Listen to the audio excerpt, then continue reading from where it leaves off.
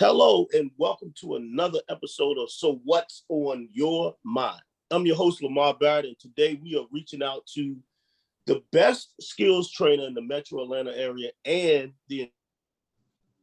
definitely one of the best in the country.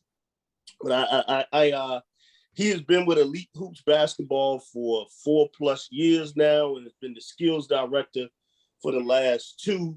He's a former college basketball player. He's a former high school coach.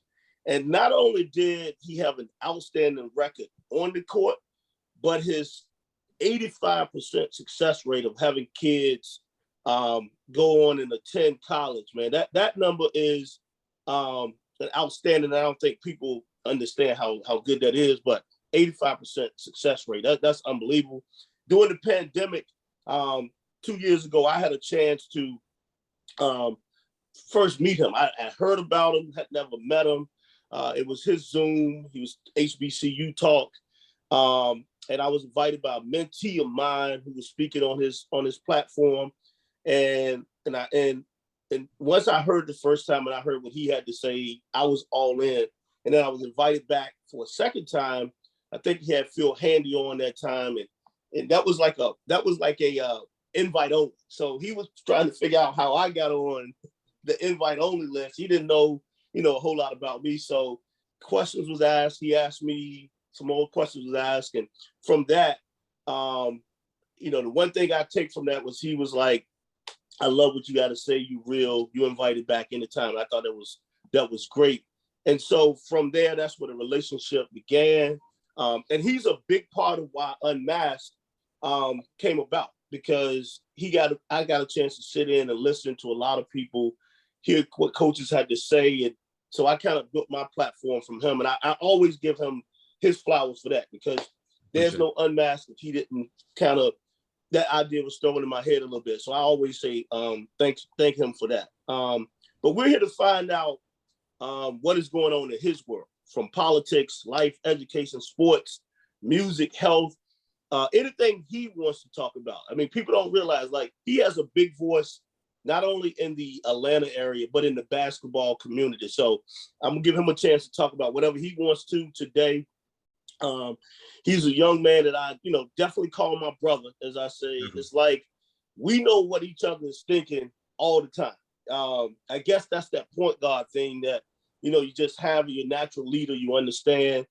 We could talk with each other. We could go, 4 or 5 days, like we're in a group chat, but we might not even talk for 2 weeks, but it's like we're still on the same page about a lot of things. So I want to say, Mr. Cam Dailey, good morning. Welcome to the show.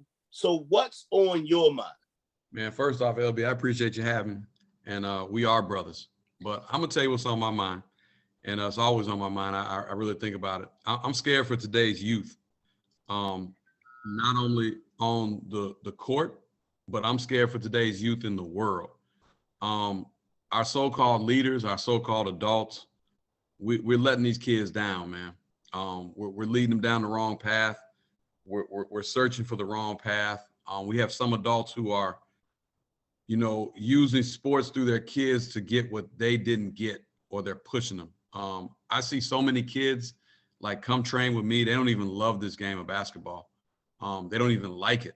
They're just in the gym because their parents are pushing them, because either their parents fell short or their parents are trying to get a payday, thinking football, basketball, baseball are gonna get them a payday.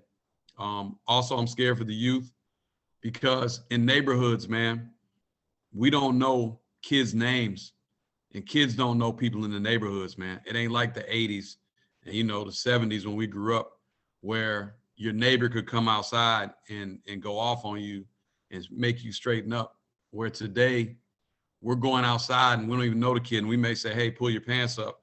And they looking at us like we crazy, because there's so many single homes, or so many homes that kids aren't paying attention to authority. Kids aren't talking. The cell phones have killed us. The computers have killed us. We got to get back to the ways they used to be, man. But it's the adults, man, because we're not showing or teaching the correct way. And we're quick, you know, especially LB, you notice with the basketball world. And I bring a lot of stuff with the basketball world to me because that's how I can relate to the world. I learned so much through basketball. I met so many different people. I got to travel the world just through a round ball that bounced. But John Thompson told me a long time ago, son, you know, go grab that basketball. When I went to his camp as a seventh grader, and he was like, dribble it. And I bounced it like this, and the ball didn't come back up. And many have heard that story from him with his people. And I'm like, man, what in the world is this old man talking about? And he told me what was going on, and I respected the fact. I respected him. Now, me and you, LB, telling the kid that with their dreams, you know, the parents are like, oh, man, you hating on my kid. Man, he don't know what he's talking about. Get away from him. No, because everybody wants to be athletes, but there's so much more to do in this world. In the sports world, you can be a part of the NBA, coaching. You're scouting now. You could be a clock operator, a referee. You know, it's so much you can do, but people don't look at it that way. I want to be front and center. And that's what's wrong with our youth in the world today, for me, is that everybody thinks about themselves. And everybody wants to be glorified quickly. But instead of us worrying about that, you know, like I said, man, my eligibility up as far as with sports and everything else. But I'm trying to show kids through basketball life.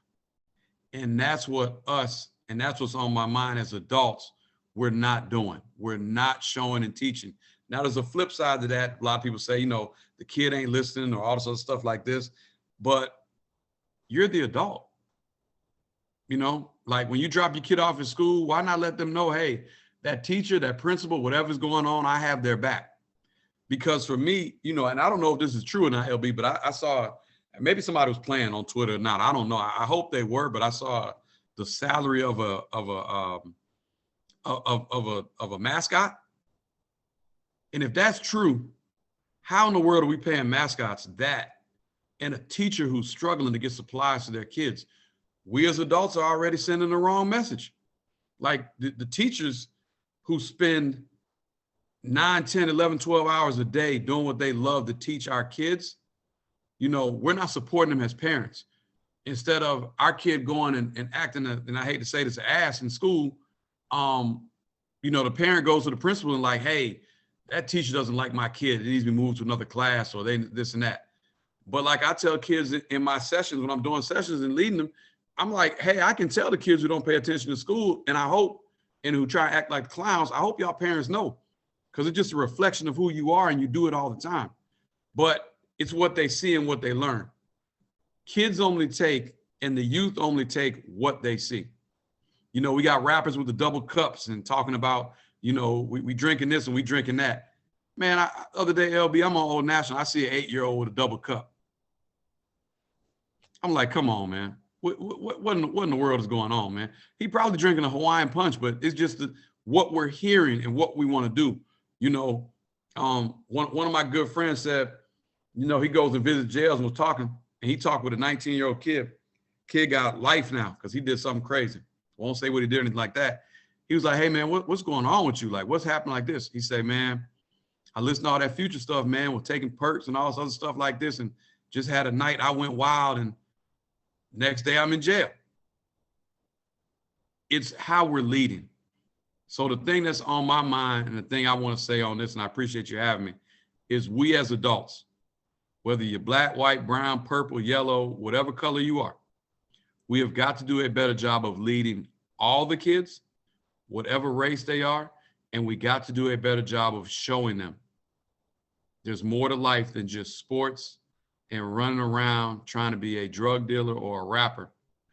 We've got to do things for this world to be better moving on. Because if we don't, man, it's going to be a sad, sad world when I turn about 80, man. I appreciate you having me, LB. Respect. Love you, brother. Hey, man, that was an awesome job. And that's something that people need to hear. You know, not what they want to hear, but it's what they need to hear. So I appreciate that, man. And you hit a lot of things. You know, I hope people listen to that, you know, walk away. And that's your big impact on the world now, is like trying to educate these youth as much as possible. So I appreciate that. And I want to thank you. People don't understand. So I'm running probably 2 different things at one time right now. It's big for my, I love to give back. My Breast Cancer Awareness Month. I wake up this morning, I don't have to ask him. A lot of times he see it and he be like, I got you. I wake up and I got a donation for the breast cancer awareness thing to, and that's how he is. You don't have to ask him. He does that for everybody, not just anybody in our circle. So I think of this morning for the breast cancer awareness thing. This is one of the hoodies, Fight for a Cure. So I appreciate that.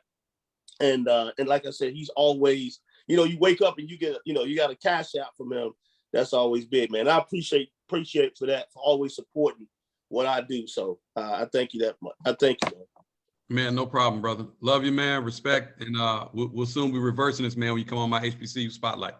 Yes, sir. All right, man. Later.